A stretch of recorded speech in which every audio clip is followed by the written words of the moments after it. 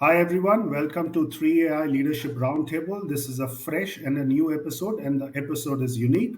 Before I delve into I would say, the whole aspects of the episode, let me tell you, this Leadership Roundtable session is unique. It's unique because for the first time ever, we've got five industry leaders talking about something which haven't been talked in holistic manner, what we call AI in Indian enterprises. And when I say AI, it's AI and analytics in the Indian enterprises altogether. Before I set up the context, let me talk about what 3AI is all about. My name is Samir Dhanrajani. I'm the president of 3AI. 3AI is India's largest platform for AI analytics leaders, professionals, and aspirants. 3AI has 550 plus top notch marquee top of the line AI analytics leaders, along with 20,000 plus working professionals and students. The whole idea of 3I is to accentuate thought leadership, put a lot of focus in terms of breeding best of the best in terms of the new next in interventions on the AI analytics side. Also, encourage a lot of branding and visibility, networking, and also not to take out promote talent advocacy among enterprises. We've been there for last 3 years, and as a part of our endeavor, we've always focused on what we call bringing very differentiated thought leadership aspects in terms of conferences, roundtables, fireside chats, anthology series. And when we were crafting this particular leadership roundtable, we always felt there's something missing. And that missing thing is we always talk about the context in global. This is the first time ever we would be talking about a context which is very Indian, but very, very, I would say, topical and very novel. And the context is the whole aspect of AI analytics seeping in, proliferating in the Indian enterprises.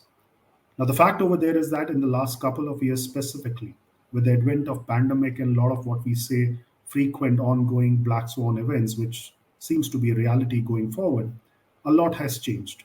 Strategically, organizations have become smarter, resiliences have come in. Also, we are seeing a surfeit of competition, what we call hyper competition seeping in. And not to take out, there is a pent up demand happening over there. And if that's not enough, we also have the gyrations of economies, all across. In midst of that, Indian enterprises have stood very tall, very, very smart in terms of how they are trying to really dissect what's up for them in terms of demand, in terms of the outlook of the entire business. Now, the fact over there is that when it comes to analytics AI overall, it's not just, I would say, relegated to the back offices or just improving the professional, or rather, I would say, process efficiencies. It's almost been a kind of a talk in the boardroom discussions. Now, to have this roundtable, what we were thinking about when we started curating this session was that, look, we need to have the best of the best speakers in this roundtable, and not only the speakers, but we also need to have the right, I would say, organizations. Now, it's my privilege to have five top notch eclectic AI analytics leaders in this, I would say, roundtable session. Now, let me briefly introduce each one of them, and then I'll switch on to what we call, for the first time, a discussion which is just focused around ensuring we cover all the facets of analytics AI aspects in the Indian enterprises. To start with, we have Pankaj Rai. He's the Group Analytics and Data Officer at Aditya Birla Group. We have Paritosh Anand. He's Senior Vice President, Head, Digital Platforms, Analytics and Strategic Initiatives at Reliance Industries. We have Nirupam Srivastav. He's a Vice President, AI and Strategy at Hero Enterprises. We have Vineet Jaiswal, Group Digital and Technology Officer at Vedanta Limited. And we have Tarun George. He's a Chief Executive Officer at Tata Insights and Quants. Now, think of this: Tata, Vedanta, Aditya Birla Group, Reliance, and Hero Group coming together on one stage. And that's where, when the nuggets of information, insights, perspective will start flowing in, I'm sure the audience will love it. First of all, welcome each one of you. It's a privilege to have you on our 3i platform. Thank you. Thank you. Okay, great. Let's start the conversation straight away, and I want to start with a question which I want to take a very crisp, I would say, narrative from each one of you. Now, one, and you got to really dissect what's happening not only from your businesses, what you're also seeing from Indian enterprises in a larger context. Now, over the previous years, And I'll use this word analytics and AI in the same continuum because it's a part of, I would say, different terminologies which is being used in the organizations now. Overall, what we have seen in the last couple of years specifically, analytics and AI have seen a massive accelerated adoption, not only on a global basis, but in the Indian enterprises as well. Now, the first question of the two is, what is that you are witnessing in terms of analytics and AI getting proliferated in the processes and the functional side? Second, does analytics AI occupy a vantage position in the boardroom discussions? Tarun, I want to start with you, please. Um, okay, thank you, Samir, first of all, for having me here. And the answer to your question, I mean, the short and sweet answer to your question is yes and yes, right? Data and analytics is the conversation topic in every boardroom. In fact, it is the question that is asked. What does the data tell you? And that is how decisions are being taken today. A lot of the boardroom conversations around, whether a business venture is going to make sense, how is it going to fare out, what's the approach going to be for the next 3 years, 5 years, are actually being driven by a lot of predictive and prescriptive analytics, which actually comes from the fact that today organizations are tapping into the data that they possess. And within the organizations today, you asked the question whether data analytics has got a vantage point. I believe more than anything that it's got a very strategic aspect in everything that we do today. And it is not just about consumer analytics. It's also coming down to how do you maximize and create an efficient organization. How do you increase the efficacy levels of the existing processes that you have? And today, all of us, if you look at the firms that are there on this call, we've been in the business for a very long time, which means we do things well. The question is, can we do it a lot better? And it's very easy to take an organization from a 60% efficiency to 90%. But if you want to take a 90% efficient organization to 91, 92, and then let's say you get into that last marathon mile stretch of 95 to 96, that's going to happen only through the data, the analytics behind the data that you possess, and the right kind of analytics. So starting from removing biases, starting from going and seeing whether you have enough data to be able to take that leap, and the ability to take risk. So more than anything else, it is the way that things are done, and it's all coming back to the 3D data driven decisioning, right? Great. Pankaj, your thoughts? Thanks. In addition to that, Samir, I think first of all, the world of manufacturing has not been alien to data. It's right from the First World War, Second World War to Ford Motor Company, statistical process control, and some of these terminologies have been invoked. So it's good that people have been already familiar with data. They've also been familiar with Six Sigma continuous improvement. So some of these things were already embedded. I think they are taking a bigger role, as Tarun pointed out. I think the other trend I see, which is slightly different take on this question that you asked, if I look at the new CXO roles that have emerged in the market, I see chief data officer, chief digital officer, CIO was always there, chief innovation officer, chief analytics officer. So I think somewhere to me it appears that there is a need to utilize new capabilities to drive change. So I think the fundamental need of the business is to drive transformation, and they are trying to seek out various ways of driving it. And I think data and analytics is emerging as one big lever which enables this transformation to happen. So that's what I think, Samir, Great. happening. Paritosh, your perspective, please. Yeah, so I concur both with Tarun and Pankaj. So as successful Indian organizations operating for quite some time, decades, there's definitely a lot of data available to us. We are deep rooted in this data, and now the next milestone is to how do you leverage this uh, to be better and better in whatever we have been doing. So that leap of faith is definitely has happened. The boardroom discussion is filled with it, and the idea is to leverage this to capture this 7 billion population, whether it's manufacturing or consumer or retail. That's where the heads are. How do we know and utilize this data more and more and use this locally for our benefit and for benefit of the world and society in general? So yes, the AI and analytics terminology is not alien to the boardroom right now. It's very much part of every decision making strategies which is taken in the boardroom. Great. Vineet? First, thank you for inviting me with such a esteemed panelist out there. Thoughts on this, I will tell you, as Pankaj was pointing out, and same other panelists. What I've seen is data is not alien to boards. I think the entire strategy of any company is based on data.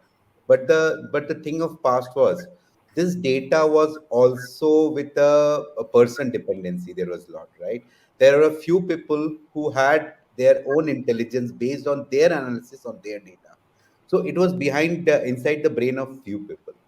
What's happening now? And company realized that, especially during pandemic, I will say that it is not good to be dependent on few people. It's not good to be dependent on few ways of doing stuff. So the entire strategy is changing in such a way that it becomes commoditized. It is available to anyone and everyone in the organization who can enable the organization to be successful. So I think now what is happening, the utilization of data is getting broadly utilized by everyone. So insights, everybody understands that insights is core. While multinationals abroad and all that we have been seeing, this is happening. But last few years, I have seen a huge change in the Indian industry. Another thing I will tell you, what people have also realized that they are getting better machines, they are getting better equipments, and these equipments are fit with some brain. Now, how to utilize those brain and bring that power back to the boardroom is something which all the board members are quite interested in. So, entire industry 4.0 adoption with how the data can be consumed at the edge level or at the fog level or at the cloud level, they understand. Sometimes data decision has to be made very, very quickly. And to make this happen, all these things, we need right people. So that's why, as Pankaj pointed out, a lot of these roles are getting evolved or re-christianized. I think different ways it is happening. A lot of processes are getting adopted in company, like Six Sigma, Lean, and all that. But most important thing, faith in the technology has improved a lot over the years. I think that's the way I will say that. Great. And Nirupam, do you, I mean, from your side? So I think a lot of discussion has been around the data and the role data can play. I would also like to bring in perspective from data economics.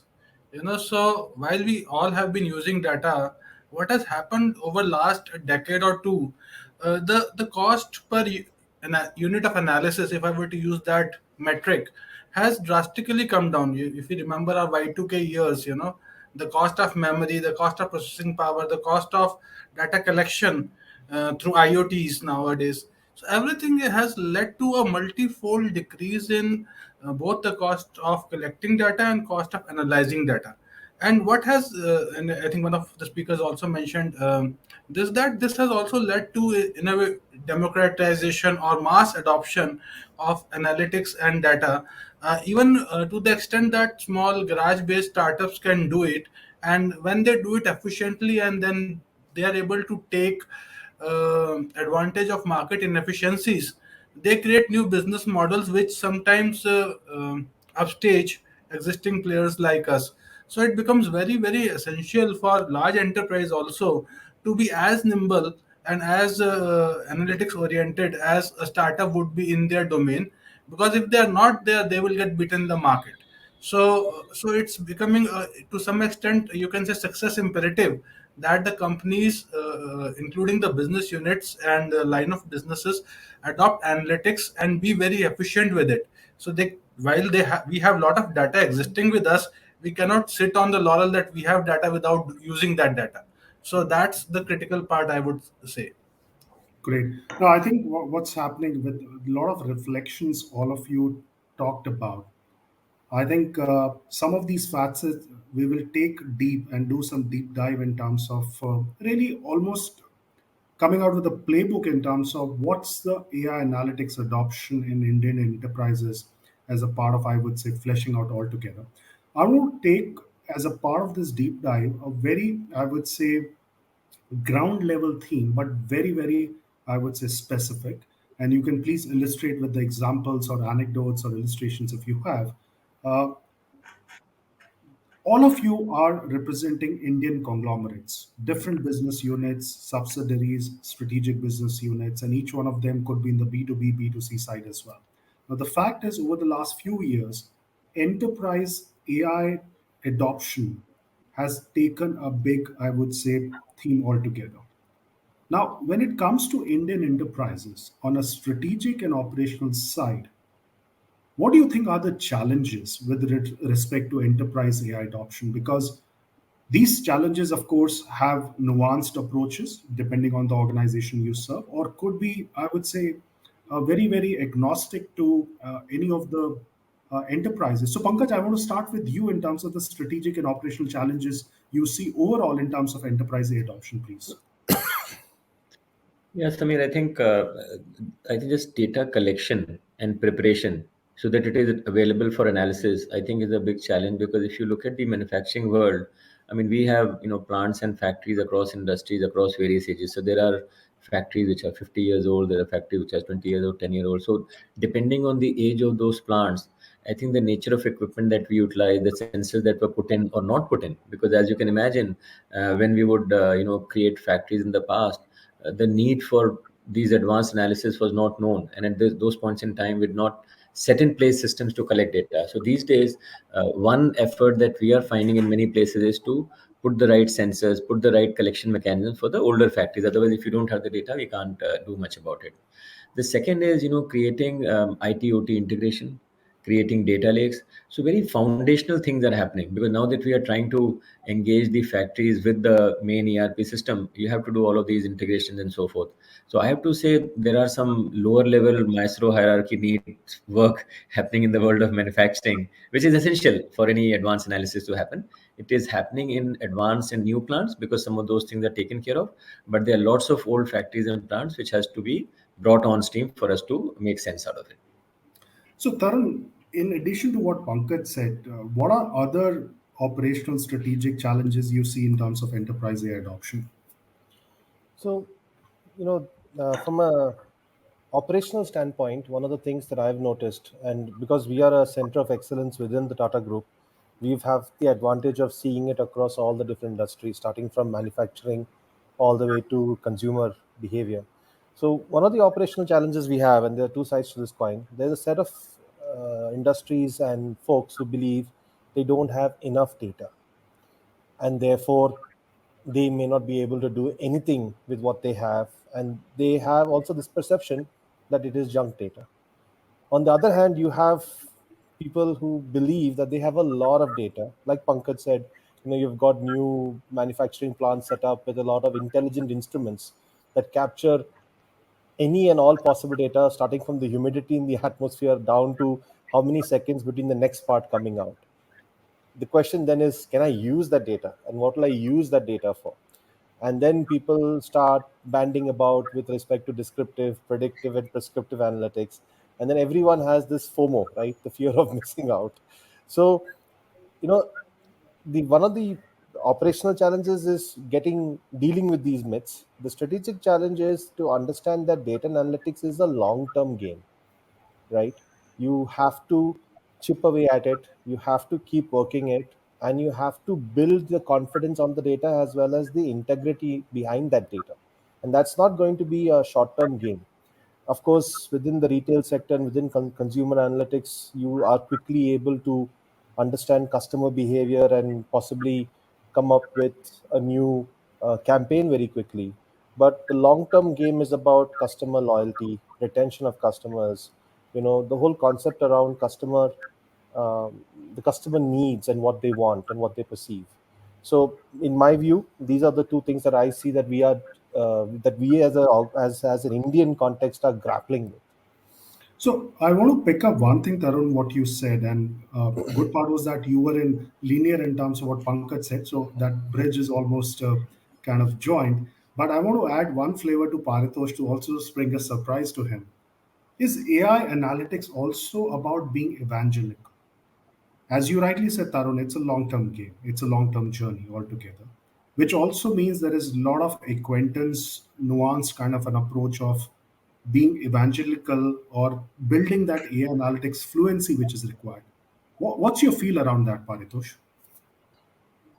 Yeah, so building on from the challenges and how AI evangelism kind of fits into there. So two strategic challenges which I would want to highlight quickly is that most of the companies, AI companies in India, they will never run out of problems to solve. By the sheer size of the business in which we operate, there'll True. always be a problem which we need to be solved. But the question is that are we always chasing a point solution or trying to optimize the entire value chain? Because the global optimum, finding a global optimized value chain is far more important than finding a point solution for different parts of that value chain. And that's where the evangelism comes very important. you know and the reason it translates into, because the conversation which we have in our organization is that we don't want to be in this chasing game of solving point solutions and part of the bigger problem. We want to modernize the tech stack so that the problem gets solved by itself. The machine is smart enough to handle these problems and find those solutions. And that's where I think this evangelism comes very handy, because a lot of these conversations is about a lot of capex, because AI and analytics in these companies require a lot of infrastructure efficiencies built in.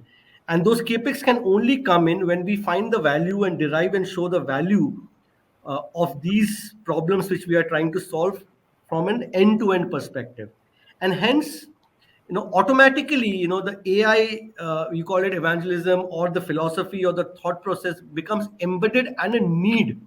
So important thing is to establish in an AI enterprise or in Indian enterprise is a not good to have, it's about need to have. And when the conversation moves from good to have to need to have, everything keeps gets flowing in, whether it's the investments, whether it is the cultural change, the transformation which Pankaj talked about, driven by the business.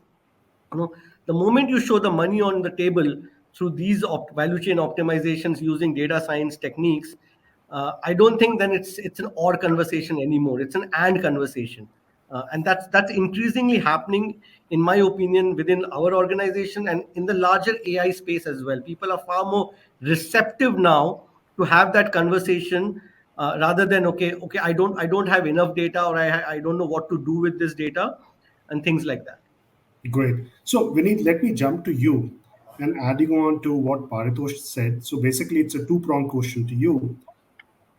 How much analytics AI needs to be evangelical to drive that enterprise AI adoption? And in your view, what are the different challenges what Indian enterprises largely are facing when it comes to the holistic adoption? Uh, what I will say is like AI is I'll tell you, AI is not new to Indian enterprises. I think, especially few of the people, and it all depends at different level.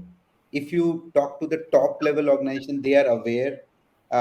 They have been part of it. They have been hearing about it. They have seen the global footprint, how exactly it is impacting other companies. The challenge which I see is more on the middle and below side of it. First thing, there is a lot of fear in people's head that AI will kill jobs. And I think just people Google and hear news and all that. I think that creating a lot of problem or uh, worry in people's head. So I think something which needs to be addressed is the cultural side of it. How to make sure people at the ground, like people who are actually going to use it, going to apply that on the day-to-day life, how they are going to have a confidence in AI and whatever we do in the analytics side of it. Second, in the middle level, these are the people who are dependent. So they have been dependent on few people's, like they're confident. Can they move from their confident to a data confident? I think that's a thing, and I've seen at multiple places. While I'm talking more generic here because I talk to a lot of leaders across the industry in country. What I've realized is biggest worry in people's head is the culture side. First is, can it impact them? If yes, the second part of it, if it is impacting, how much it is going to be adopted and sustained. So the second focus, once it is like people start believing it should not remain okay. It's a day in a year. you do a celebration and AI model getting rolled out, and after that it just loses the first. What has to be done is how exactly it is adopted and sustained. So that's another critical part of it, which I've seen in the So, Vineet, I'll come to this. You've touched a very good point, and in fact, a separate sliver I'll take in terms of the culture. Because, see, at the end of the day, the organizations what you represent and outside are legacy, have a lot of lineage, and a lot of true, I would say, culture representation, which is very diverse kind of a thing, and it's manifested over the years. And specifically, I think that's something I want to take as a separate sliver. Quickly jumping on, and this is one theme what Paritosh you talked about, and that just evoked a sense of something in terms of me asking a question, is about this whole what we call digital native organizations, AI first organizations, startups. Now, the fact today is that there is a surfeit of these organizations which are AI first, platform led, and a lot of disruption has happened over there, which are giving almost a run for the money or really disrupting the overall ecosystem, specifically within Indian enterprises as well. Now, the fact over there is that you all representing your set of companies which are Indian enterprises, how are you looking at one from the lens of this disruption which is happening not only in the value chain but the tech enabled kind of, let's say, features coming in, AI analytics really being led from the front? In your view, how do you see this almost like an aspect of reimagining the Indian enterprises with analytics AI? Pankaj, Paritosh, Tarun, I will take your views first quickly and then move to Nirupam and Vineet. But feel free if there are things over there which you believe something, hey, I mean, we are doing it or we've seen it outside, which radically changes the overall outlook for our participants as well. So I think for the manufacturing side, consumer side is slightly different. I think all these startups that you mentioned, they are partners and enablers for us because we Mhm. are in the business of extracting, smelting, processing, those types of things, cement or metal or whatever. So these startups are there to help us in our logistics, in our marketing, in our energy management, and so on and so forth. Now, consumer is slightly different because sometimes they are competing and disrupting and all of that, which is healthy for an industry overall, but they are not always, complementing. But in the manufacturing side, which is what I think we are discussing today, mostly it is all complementing. So it's us or our imagination which is limited if we don't leverage some of these people because for them we are the customers, and it's for us to sort of lose if we don't leverage the capability that these guys are creating. Great. Tarun, Paritosh? So, from my perspective, see, I've looked at startups as, like Pankaj said, they are the enablers. And the biggest advantage you have from a startup is they can accelerate. They can accelerate your journey significantly, and the investment that you would have to put in is very little, right? I mean, if you had to build it and if you had to do it yourselves. So, from that perspective, startups have a very key role to play because they can help us leapfrog. Something as simple as digitizing our inventory of contract data, right? So there's a lot of contracts on paper. Bring in a startup who's able to help us digitize and put that data in a format in which we can consume, and then we can look at what could be our procurement Tarun, campaigns. if I may just pause you, I mean, pardon me on this. Is there also an internal somewhere a voice to say, look, why aren't we building this capability around analytics AI? Is that something you also feel somewhere in your See, respective spheres of organizations? see, I'll tell you this, right? And this is my own experience based on what I've seen within the Tata Group, right? And this is a group that has always believed in doing things itself. I mean, we believe in being the pioneers and we believe in building it ourselves and executing it ourselves and doing it ourselves. And we have come to realize that there are certain things that we should look to exploit and capitalize on, and really look at the long game and where we can really bring in our strengths and leverage that. It's like for a manufacturing plant, you don't want to start getting into an IT setup, right? Because that's not your core strength. Your core strength is where you are in manufacturing, and that's where your strength is, and you only need these things to enable to increase your efficiency levels, increase the ability in which you are able to execute and increase your productivity. So if I look at it, if you look at our consumer platforms, the different chains that we have, they look at how can I get the next best product out to my consumer, and am I able to achieve the different types of experiences that you're looking for, starting from selling a car. It's about experience selling. It's not about selling a car with great mileage. It's the experience, isn't it? So if you look at it as an organization, it's all about how do I use these technologies to get me from, not from point A to B, but from point A to maybe T or U, right? And if I sit around and start building it myself, I won't get too far. So it's about collaboration. It's about bringing all of these things together and creating an ecosystem that helps you to bring in the ultimate experience. And that is my impression and experience as well. Awesome. Paritosh, I'll have you talk about this, and then I want Vineet to supplement this piece as well. Yeah. So speaking from experience, as an organization, we are heavily invested into the startup ecosystem. We tend to constantly evaluate a lot of startups, and acquire which we feel are complementary to our journey. So I think both the bigger conglomerates and the startups, there's a lot of room to coexist, and the reason being, the startups are very good in the game of 0 to 1, scaling up from 0 to 1, because they're faster, cheaper, better. They're technologically far more agile in innovating things. And where the conglomerates and larger corporations bring in the value is from 1 to 100. How do you scale them from 1 to 100 if they come in on board, even as a partner or a vendor? So I think that is a very, very mutually exclusive proposition, which startups and larger corporations bring in together onto the table, and it's symbiotic in nature. The second important aspect, which I would want to highlight, is the business domain knowledge. Because most of the startups which I've looked at, as I said, they bring in the technology innovation and not necessarily the business domain knowledge, or the industry specific intelligence, which has been inherent and probably been with these organizations for decades. Now, in the future, when we are trying to implement this, it will always be AI plus something, AI plus first principles, AI plus, say, humanities, AI plus a particular industry knowledge, or a particular scientific knowledge, or commercial knowledge. It will never be only AI, or just the technology wouldn't have enough wings to fly in itself. So I think that's where both the bigger conglomerates and the startups have a wonderfully coexistent, a collage which they can create and exist and flourish together. Great. Vineet?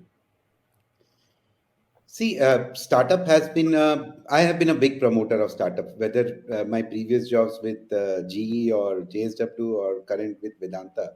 Everywhere I feel, and I have been a big proponent, the reason is I feel they bring a lot of value, right? And I'll say the competition is not with these big companies. The competition for them is the OEMs who provide the solutions to us, like the ABB, Schneider, Siemens, Rockwell, all these companies, because they have been existing with us for years. They understand our system. They understand the domain. So the competition for them is with the OEMs. Rather, the way I see that is I actually utilize them very well. So it's like a Lego block for them, me. Where startups are the Lego blocks, which can bring in something maybe more on the technology side of it. They may lack sometime domain. I totally agree with Paritosh, but the thing what they bring in is the quick providing a solution. So I think crowdsourcing the ideas, crowdsourcing the thought process, which may take years and months, and just trying to apply back in the organization is a big value. And in Vedanta, we run a program which we call it Spark. Under Spark, thousands of startups are evaluated yearly. We are in the second phase of that. And this time our theme is more on the green startup. So green spark. That means a lot of ESG focus is there. So if we have to build that muscle inside the organization, doesn't make sense. The reason it doesn't make sense, that technology is changing day by day, and the need of the hour can be different. At a blast furnace, I may need somebody else versus if I am looking at a smelter or I'm looking at ESPs in cane business. So it all depends on what the value they are bringing in, and never makes sense to hire so diverse talent inside the organization. Rather, use it. So, like if you, and I give this example many times, if you like mangoes, you don't have to have the farm of all the 150, 200 varieties, right? Someday you like Hafuz, just have that, or you like something Langda, so have that, buy it. So it never makes sense to have these people inside, rather use them as and when they are needed. Great. So I want to shift gears and really ask a question to begin with, and it's a very separate piece altogether, almost now getting into the trenches. And I want to start with Pankaj, you, and I want Nirupam to kind of supplement. Pankaj, there are a lot of professionals, leaders in this particular leadership roundtable who are viewing this session, and they're almost looking at us in terms of saying, "Look, if..." and they are at actually various stages of enterprise AI analytics adoption within their Indian enterprises. Now, for them to kind of look at and saying whichever stage of the journey they are or trajectory of journey they are, how they should go about a building state of the art analytics AI capabilities, bleeding edge center of excellence, get that culture right, get that entire good talent kind of, let's say, team going. In your view, what could be that quasi playbook which you believe could be instrumental in giving them understanding how to go about this?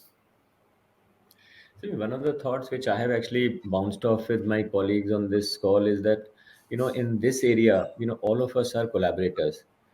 I look at all of us as coming together to, I mean, I could say nation building or contributing, together to a larger cause.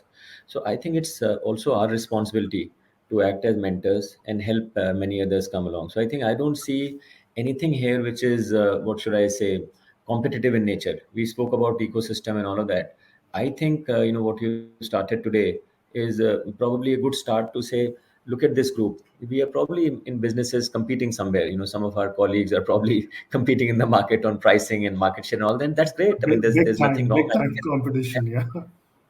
But I think all of us over here who are enabling, I think we are creating a substrate which has a far bigger, I think, national and global impact, which I'm hearing everyone saying. When I spoke to each of them, I think they all believe in that. So I think, one, this group is a great place and this can expand, and it's our responsibility to also get everyone along. And I think this community, which I don't think really exists, we have to sort of put water and fertilizer and create it, because this community is somewhere shattered and more have to come in. So I think look at this as a big responsibility, and I'm very proud that all of us have come together here and making this beginning. Yeah, in fact, I mean, really nicely what you said. In fact, at the beginning, when I was setting up the context for this session, I was almost close to bringing out the net worth combined together of these five Indian enterprises, what you represent, and the contribution to the Indian GDP. But I said maybe this is not appropriate, so I shied away from that. But Nirupam, your thoughts on this, please. So I think there is a gap in the industry context if we were to use this, because there are technology companies who focus on technology, and then there are these enterprises who have to adopt this technology, implement it for their own use case, and deliver value to their shareholder. So there is a translational gap, and that's where I think the biggest role that we, all of us, again, on this platform, as we are discussing, we play is bringing that technology to real business transformation. So that's where the whole scheme of things lie, because businesses care about their profitability, they care about their stakeholders, they care about what transformation we can bring in. They don't care about technology. Okay, yes, technology is important. In fact, in the industry where I in the group works in, ACES, we call it autonomous, C connected, A for autonomous, C connected, E for electric, and S for shared. So C is IoT, A is autonomous, is our AI. Electric vehicles, we all know the batteries and the technology around that. And as for shared, which is the business shared economy and the business mobility. So all these are transforming the industry. And for business leader, these are, he's not playing favorites saying, oh, autonomous is important and electric is not important. No. So for us, they need to see impact. And what I have seen, and which is very interesting part of this role, is that we can play that role where a lot of technology which is now matured or maturing to make a market impact, we can then bring it and then implement it and execute it. So that really brings the joy of bringing that transformation, which otherwise businesses will continue running till we have this massive good examples of ambassador cars and all. So without going into the past, but of course businesses have changed. So now the same companies are doing something different. So for us also, if we do not change, we will become obsolete. So that's where the big advantage that we can bring. And to talk about the startups are actually the proof points. So, in fact, what I had done, and again, you were part of this that event we had at Hero Group, where we had got these different startups and enterprise which come in and showcase their technologies to the existing businesses. And so it gives a very big confidence to the business owners that yes, this technology is not something which is still in the hype domain, but actually can be implemented in house and can create a difference. So we have to have that proof, because we technologists are all enthused about technology, but businesses are skeptical about stuff. So we have to bridge that gap. Great. So I want to ask a provocative but pertinent question. And when it comes to being asking a provocative question, my eyes turn to Paritosh, and I want Vineet also to chime in, please. Uh, and this is I had conversation with a lot of Indian leaders who are managing analytics AI.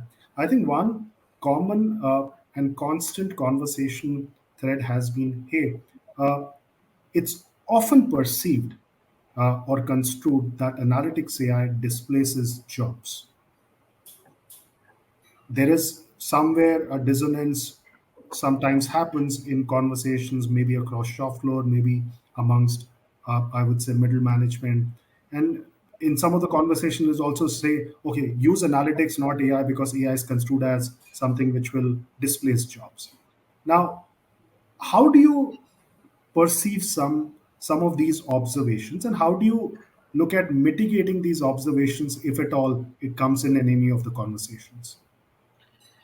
Yeah, so my response to that, as per my experience, has been that on the contrary, AI has created far more jobs than it has threatened to, dislocate or disperse some of these jobs.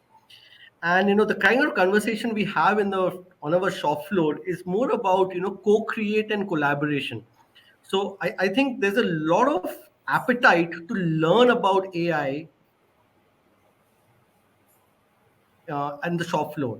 I have never seen a generation or a times, as the famous saying, we live in the best of times and we live in the worst of the times at the same time.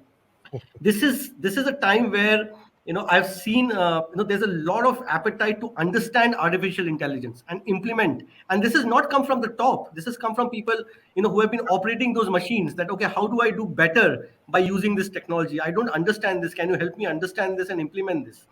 So that is something, that conversation is far more happening right now. But we have to also understand the caveat to it. There's again a famous quote which I would say, if you don't use it, you tend to lose it. So as an artificial intelligence, I would say implementer in large scale organizations, very important to show successes and continuous improvement, so that people are familiar with it. They don't have the response time, so that they go back to their old habits. So change is very difficult to bring in, and technological change in these not digitally born organization is harder. So there has to be a constant reinforcement with the use of technology in terms of value being created. And once they see the value, it is never a discussion about whether I'm going to lose my job. It's about, okay, how do I make better uh, of my current job? So that is something I think very common, which is as experience. On the contrary, I've been facing that experience. Then a discussion around whether my job will stay or not. Go away with the advent of AI. Okay, great. Vineet? So, Samir, I will say And proof is Vineet, in. feel free to put some one liners, adages, or phrases, because that's what Paritosh excel in. So I will start with proof is in the pudding. Okay, and Great. the reason I use that is that we went with multiple industrial evolution, right? Industry 1.0, 2.0, 3.4, and I'm specifically picking that. When Industry 1.0 happened, what was to happen before that? If everything was done manual, that means more people were needed to make something. Then machine came. So machine and human both came together. It should have reduced the job, right? Because human work was taken over by machine, but rather increased. So what happens? any time in any industrial revolution, there is always, and it's a human tendency. It's a human factor that we are worried about anything new. The first reaction to that is either we are very excited or we are a lot of worry. I think there are both sides of people. There are a few people who will be very excited, oh, wow, this is great. There are people who will be worried. It's a very natural human tendency. But as Industry 1.0 created more jobs, 2 did that, 3 did that, and fourth is also the reason why I say that is first thing, it will make things safer for human. So less and less human will die in operation, which used to happen in past because of AI and ML. It will predict there is a failure, there is a chance of accident, it will stop machines. There are a lot of things will happen in that direction. So it will make safer for human to work on. What it will also do, there are non-productive work which human has been doing with all this technology transformation, which is a mundane task and there is no human value, right? We could put somebody like in the system and those things are getting eliminated. And when those things are getting eliminated, humans are available to upskill. So important thing while we are going through this transformation, we have to upskill and cross skill people. And people, human themselves should know that, right? It has always happened. I'm sure when Industry 1.0 happened, I don't think the people would be very aware of how to use a machine, right? They were taught about it. Similarly, all the AI, ML, this will become a community of tomorrow. I was giving an example recently. I was talking to Pankaj and we were talking that maybe 20, 25 years back, Excel sheet, there was experts of Excel sheet. Few people were using Excel sheet and they used to be utilized to do some analysis. Do you think if we post a job for an Excel sheet expert, will people apply? Because that's everybody knows. A lot of Similarly, finance professionals will apply. They're still using a lot of Excel sheets actually. so lot of people will be aware of, and this will become of everyone, and there will be no So that's a digit. seed, Vineet, which I want to take, and this is something what you rightly said, and I want to pick up brain from Pankaj, and this is what he started with, is about this. Okay, let's take a future forward scenario. The roles of chief data officer, chief AI officer, chief analytics officer, chief digital officers is what exists today. Take a fast forward approach, few years from now, maybe 3 years from now. How do you foresee these roles evolving and how they will become much more, I would say, critical in terms of penetrating and proliferating AI adoption within the enterprises? Pankaj, I want to start with you, please. Thanks. So first, I'll just add one more theme to the previous debate. I think I also see the resurgence of manufacturing globally. So I think if you are in a sort of a reducing or a dying industry, some of these threats might become more real. But I think around this table, we have seen announcements of big investments happening, expansions, modernization, all of that. So I do think that that will kind of hopefully dissuade some of the threats we are talking about, at least in India, a 5 trillion economy, a semiconductor investment being made. So I think this resurgence of economy, industrial or manufacturing is a new theme, I think, in the last few years, which has come about, and I hope this will change the conversation or at least help the conversation on the previous topic. The second one, Samir, I think every new change, if I can say so, starts with projects, transcends into platforms, and then sort of ends in culture. And that we have seen in Six Sigma, and you pick up anything. So when we start off, we start to do project, which is to say how we can do it. Over time, we start to create platforms so that others can do it, and then it became the culture when everyone is doing it and no one is talking about it. So I don't think that this thing will be any different. AI and data will kind of follow the same path. I do think that in this day and age, kind of use the analogy of a Swiss knife versus a knife. Earlier, one thing would come, it will become that. Now, I think more convergence is happening. More things are coming together, and AI is also quite vast. There are so many variances to it. But I do think that the general principle of project to platform to culture is the way change happens and will continue to happen. Great. And I want to keep this question open and elicit maybe Tarun, Paritosh, Vineet, or Nirupam, your views, please. Actually, just to add to what Pankaj is saying, yes, it is going to be a project, and then it is going to get into a product, and it's going to become a play, and then it just becomes a culture. But each of these roles are going to have very important responsibilities that are going to come along with it. See, a chief analytics officer, a chief information officer, or a chief data transformation officer, they're all going to do, which is going to help the organization with respect to increasing its efficiencies, using data to help with decision making, help businesses understand the data that they are either churning out or that they are able to consume and see where it goes. The chief data officer has a very important role to play in making sure that the companies are ethically using the data, and they're also taking appropriate measures to secure that data so that it is not being used for anything other than what it has been committed for. So the chief data officer has got it's a huge responsibility to the public at large. It's not just limited to the corporate. The same thing applies to the analytics officer. He has to choose which kind of analytics he wants to allow, so that you're not using it for the wrong reasons. And this is going to be the topic of conversation down the line. Are we using it for the right reasons? Why are you capturing this data? What are you planning to do with it? Where do you see it? And so forth. So I believe these roles have a significant play going down, and they will actually set the context for how we operate in the world with the data, especially personal data of individuals across different industries. Great. Paritosh? Yes, so to add what Pankaj and Tarun mentioned, so definitely I see the data role or the digital role to be redundant, once the stage is set. As Pankaj rightly mentioned, the transition from projects to platform to culture will surely happen. Different companies are in different maturity stage, but eventually everything converges to whether it becomes part of the DNA or not. And once it becomes the part of the DNA, it becomes a governance role. It becomes the It gets part of democratized. Yeah. Yeah. it's democratized. Once the technology, once the data is democratized, it's all about governing, setting the boundaries and the rules and the ethics around it, and that it has been used to the benefit of the organization and not to the unfair practices. So once the stage is set, it's become part of the DNA, organizational DNA. It becomes the living and breathing culture in itself. This role, whether it's the chief data officer, technology officer, digital officer, will all be about maintaining that momentum and going forward. Plus, there'll always be an element of, the technology will always change faster than the way we would consume it.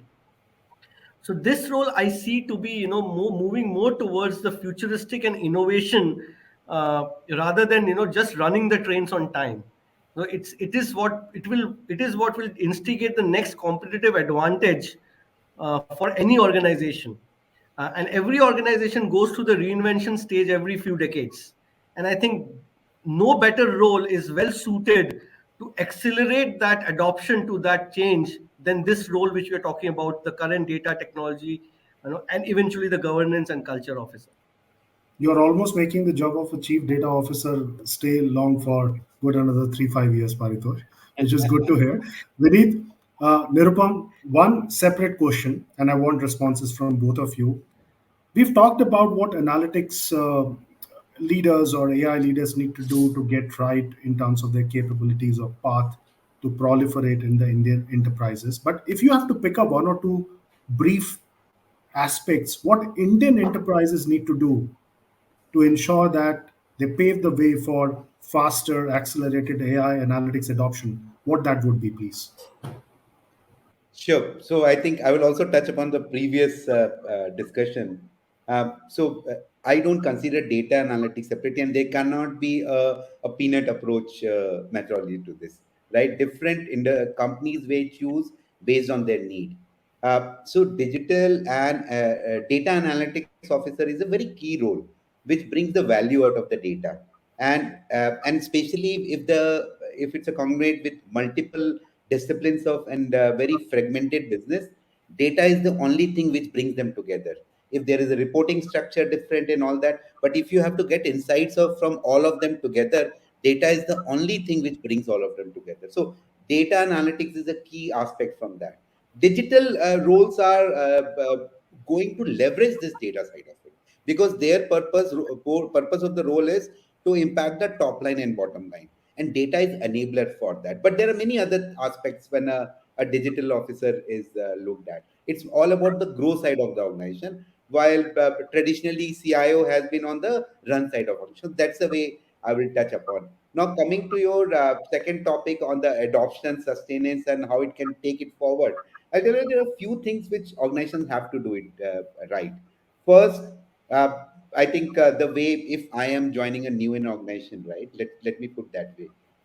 What I will do is I need to understand. One needs to understand the culture of the organization, how the organization has been culturally built for a purpose. If it has not been in a culture of trying something new, which is very disruptive, there has to be an approach how exactly that can be adopted and sustained. So that's the first part of it. If it is open to ideas, open to disruption, there can be a different approach on that. So it all depends on how the company is in the long term sustenance and adoption. The companies has to take in a path so that if there are few success stories, right, talk about more. Also, another thing, fail fast is a very important tool which companies should use. Not everything company tries will be successful. There will be failures. The important thing is fail fast is important thing. Don't run a program for 6 months and say it is failed. Rather run it for 2 weeks, 1 or 2 weeks, do a proof of concept, POC. And if it succeeds, then try it out and expand it. I think these are the important things which companies have to do to have a long-term sustenance on the AI analytics side of it. Great. Nirupam, I want you to say something which Vineet hasn't mentioned. See, there are two. I go back to your example of Excel files. I think that's a very good analogy. So nowadays, nobody needs Excel experts because everybody essentially is an Excel expert. And the job of Excel, Microsoft as a company, is to make Excel so user friendly that even kids can use it, right? So that's where, going by this analogy, the same thing is going to happen with all of us. So AI will become mass adoption. So like Excel is, nobody talks about it. At some stage, AI will become everybody's job and everybody will be doing it. And meanwhile, we would have figured out some new technology or market it so well that people will think it's a new technology. I don't know. And that will be our role per se, to evolve to the next level of next generation of that role, whether it's data, technology, AI, or something else. Maybe we all will be sitting in metaverse and discussing the same thing, and then metaverse will become suddenly hot and jazzy. So it's all, it's all a cycle game, in terms of both marketing and creating that delta differential that all businesses look forward to. So that definitely is what our role has to be, in terms of always trying uh, to evangelize, sell, market, whatever you want to call it, the next level of technology which can give benefit both to the consumer as well as the enterprise. And I think if the moment we keep these two together, we will be successful in transforming our own roles. Otherwise we will get obsolete, because after some time the businesses will say, yeah, you talk of AI, we also do AI. So what's big? Like we say we do of Excel, right? So nobody needs an Excel expert, nobody will need an AI expert in some time. But yes, we will have to figure out what next we need to do. And till that time people are adopting AI, we have this role. After that we will have some other role. Great. I would love to see a conversation one of the days where performance appraisal discussions are happening under metaverse. So that would be a great kind of a thing. I want to start with a rapid fire question to each one of you before we wrap up. And as per my frame, I want to sequentialize with Tarun, Pankaj, Paritosh, Vineet, and Nirupam. And the rapid fire question is, if you have to pick up one, just one, if you have to pick one element which is a secret sauce to accelerate AI adoption in the Indian enterprise, what that would be. One element. Tarun? So for me, it will be descriptive analytics. Great. Pankaj? People. Paritosh?